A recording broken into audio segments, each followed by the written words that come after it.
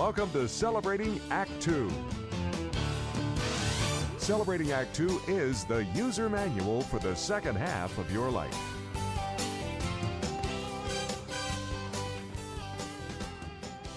Welcome back. This is Art Kirsch with my partner John Coleman and our special guest, the love coach, Michele Fabrega. Michelle, welcome. It's good to see you again. The love coach. We love this. Listen, Michelle, over the various number of videos that we've done together, one of the things that's come up is a compromise, conversations. We've got to talk to each other, and and people have to share thoughts and coordinate and whatever. But the word compromise has come up. Um, we have to compromise with each other, don't we, in our relationships? Well, this is going to sound a little unpopular, but I wouldn't say that that's the first thing to go to, actually. I think that we can, in some situations, compromise too much. Really? I like to think that the word that comes to mind that feels more positive to me and creative is collaboration. And basically, it's looking at what is the win-win situation that can be created here. And if one person wants this and the other one doesn't really want it, but they kind of give in, it's like, I don't know. I don't think that can, I mean, some situations, sure, that might happen, but you got to be careful that you don't do that too much. That's interesting. So you could compromise too much. I think so. I think so. Yeah. Because you really want to be thinking, does this relationship support each of you to be your boldest and brightest self? Does this relationship serve the needs of the people in it, right? That's the whole point of it, right? It's got to be serving the needs of both people in the relationship and not limiting too much. I mean, obviously, maybe there's some ways, if I want to move here and you want to move there, do we going to live apart? Well, I don't want to live apart. Okay, well, then we got to figure something out here. But we need to really take the time. I mean, it does take self-awareness and skillful communication to navigate some of these, sticky points here. So you're saying that you prefer the word collaboration to compromise, and makes a lot of sense.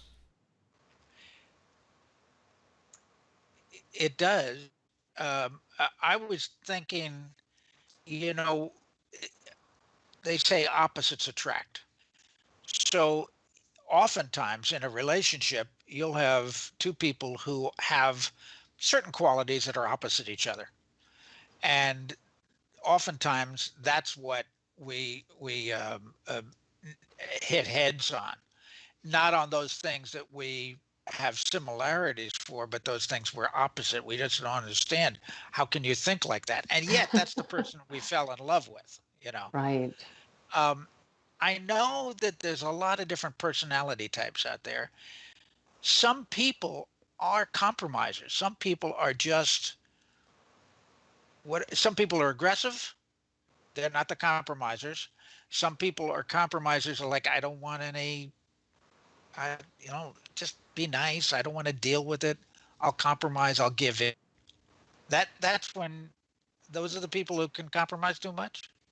Yeah, yeah. I mean, I think especially, we're talking about an intimate relationship here, right? I mean, it's different if you're Sure. negotiating some business deal, but if you're in an intimate relationship, like I said, ideally you want both people to really be valued and their needs, matter, right? So it's really about when maybe we can like run roughshod, I don't know, that language comes to mind, over someone else. And, oh, good, they gave in, great, we're all set. But you know what?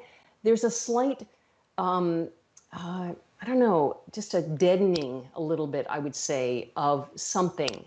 Certainly for the person who gave way, it's like there's a little bit of a sinking maybe. There's a little bit of, I like to think of it as like we're pruning parts of them off in some way. It's possible, right? If they're giving in too much. And Sure. then we're losing the vibrancy of that person. And that also is not going to serve the relationship over time because it's not going to end up working as well for that person. And I know there are personalities that, tend to be, people tend to be more dominant in some way, but I think it's a responsibility of both people to look at what's going on. And that's why I have an experiment for that. You want to hear it? Good. Yeah. Yes, yes, yes. Yeah, yeah, yeah. So basically, it's about anything really, can be really small. But let's say your partner asks you to do something, or can it go this way? Is that okay with you? And what I invite them to do is before they say an immediate, response, which sometimes is often, sure, that's fine. Take a moment and say, you know what, I'm gonna, and tell the person that I'm gonna experiment with responding a little differently here. I heard your request, and I just want to take some time to think about it. So I hope that's okay, and I'm gonna get back to you about that. It's kind of interesting. While we're talking about generally the relationships between partners in life, living together, um, for John and I, you talked about collaboration instead of compromise. Um, John's background has been in theatrical and in, well, to a good extent, television for a good part of his career. And I was always on the technical side. And I think what helps, besides John's just a funny guy, and I enjoy being with him, is that we appreciate the other's strengths, and I think we do tend to collaborate Yeah. more than compromise. We have ideas about one or the other thing that the other one has more expertise in, but I tend to take care of the technical side of things, and John takes care of the creative, writing scripts and figuring out all that kind of stuff, and he understands a pace and a tempo for a show. So I don't know, John, how do you feel about that? Well, it's a business relationship, and it can get emotional in the sense that you have ideas that you want to defend. You have ideas you want to be heard and recognized, and you. y- But it is a business relationship, and so you do collaborate more. There's there is compromise, but you're right. It's a collaboration.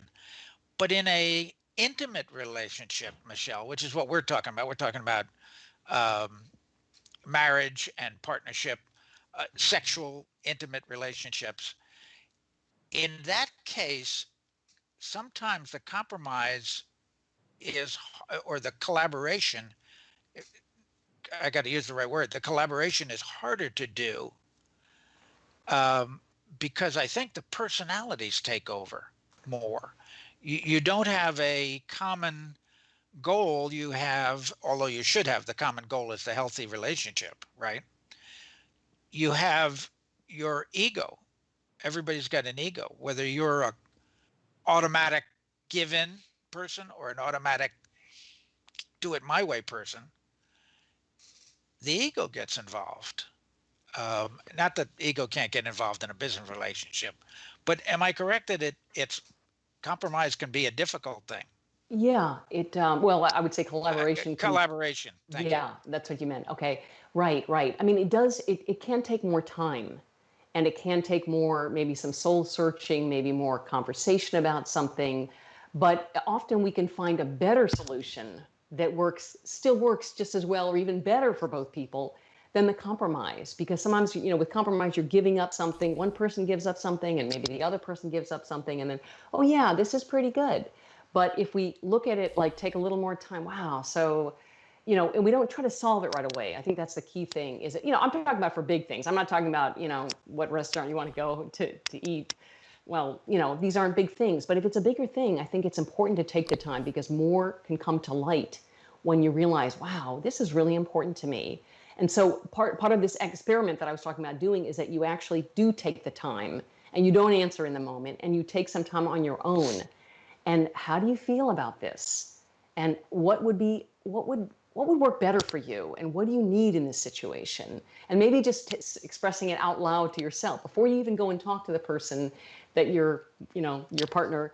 You sit with it on your own, and you kind of explore a little bit. And then when you're ready, you come back and you share more about it. So this is where, the skillful communication comes in. And it's not like I'm trying to win or you're trying to lose, or it's more like, wow, let me understand where you're coming from and what would be important for you in this situation. I know we're talking very general, so it's hard to um, get into the specifics, obviously, so we're not looking at something with detail, but it needs to be, it's like a knot that needs to be kind of loosened, or Yeah. something that needs to breathe.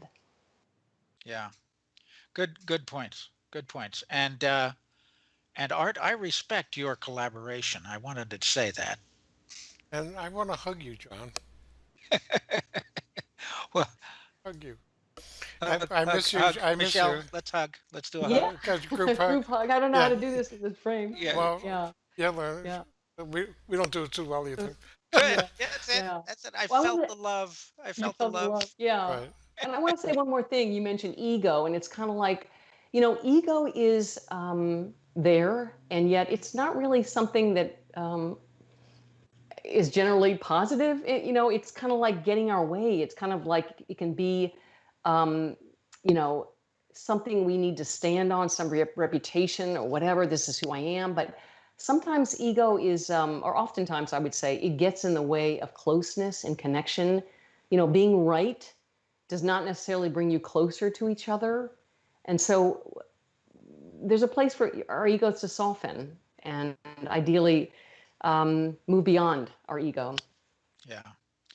And all of this communication between couples um, really helps the bonding, doesn't it? It helps you feel closer and be closer when you know yourself better and when you know your partner better. Absolutely. Yeah. Yeah. Yeah. And both people feel safe, both people feel honored, respected, even like reverence. Like imagine having more of that in our relationships. Yeah. Great, great session, uh, love coach. Thank you. And I look forward to seeing you again, both my partner John and a very special guest. We have great contributors, and Michelle is just another one of those great, terrific, fun to speak to, thoughtful people. So we enjoy having you here and sharing you with our audience. So thank you very And much. and Thank you. let's mention Michelle's website. Michelle, Well, give us yeah, your website. Yeah. www.michellefabrega.com. Yeah. Good. Welcome your And inquiry. you're also on LinkedIn. Yes. Yeah. Great. okay, so until the next time, and I hope that will be soon. Uh, thank you for joining us this time, and everybody, just go out there and listen to one another and collaborate And and love. and love. Mhm. For more on Celebrating Act Two, visit our webpage, follow us on Facebook, subscribe to us on YouTube, and tell your friends. Celebrating Act Two is the user manual for the second half of your life.